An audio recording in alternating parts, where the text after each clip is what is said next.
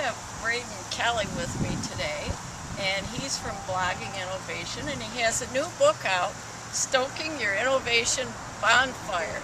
And I just want to say, from looking it over, that it's a hot book because it touches every aspect of the topic on innovation that I would if I were going to go at this, because you look at the barriers and then you take everybody beyond those to some new solutions, as you have researched these through many case studies.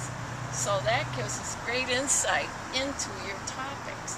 One of the topics that I'm most interested in, Braden, and probably because it touches the area that Ellen and I touch on our blogs, the brain, and it hits the psychological aspect of this topic. And I see that even coming through in the second part of your title, because you call it a roadmap to a sustainable culture of ingenuity and purpose.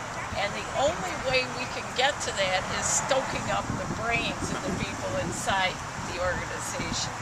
Now, you call this chapter, "Have you had an innovation lobotomy?" And I am just so intrigued by that, and I would like you to explain what that is and what you see is the greatest need in this area and why. Okay, well, that chapter's "Have You Had an Innovation Lobotomy" is the chapter about the barrier of organizational psychology.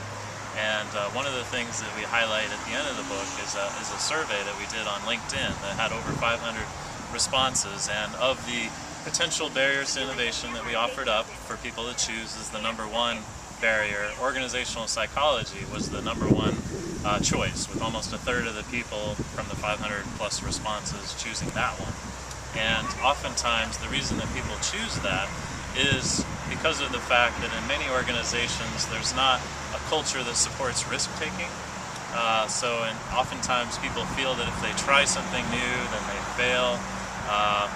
And oftentimes, in addition to that, organizations don't spend enough time trying to make sure that when people do try new things and they don't work out, that they have a process in place to capture the learnings for the future.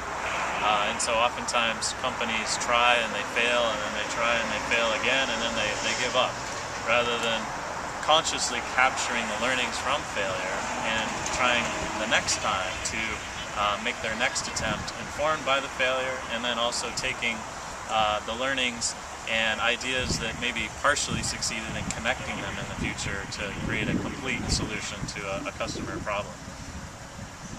A little earlier, as we were chatting in Starbucks, you mentioned that you have some academic friends that perhaps would like to be more of a part of this innovative role here, but they don't seem to be able to move out of their current culture and get beyond it to participate in the blogging experience. Do you want to tell us a little bit more about that blockage?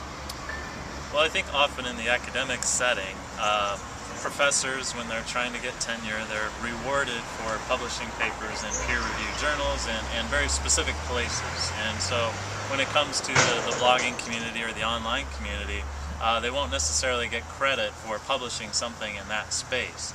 And so potentially ideas that would be read by potentially a lot more people than they would in a peer-reviewed journal are held back from sharing with the broader community.